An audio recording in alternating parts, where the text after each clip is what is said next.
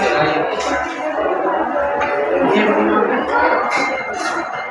the other class, good afternoon, Miss Janice. It's nice to see you this afternoon.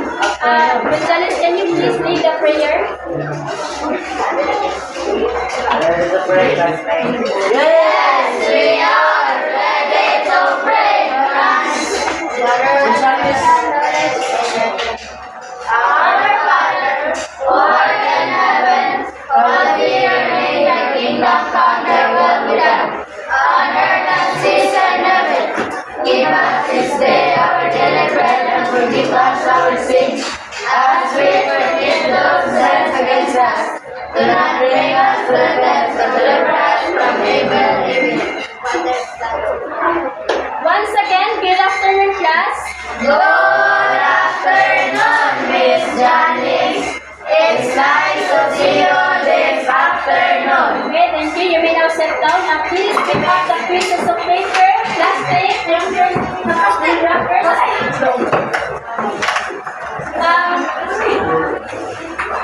Who is the secretary? Me. Miss, may I have the list of students who are absent today, please? Yes, Miss. So now, before we start, I want you to show our classroom rules. First is Respect.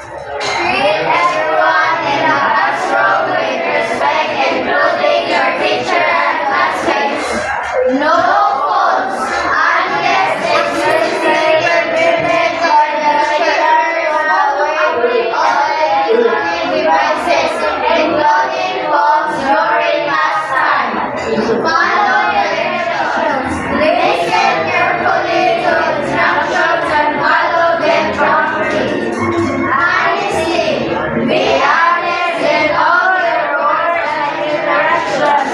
So you already know what's our classroom rules. Yes, So now we will have new topic. So now I want you to show you our lesson objective. First is at the end of 60 minutes, at least 85%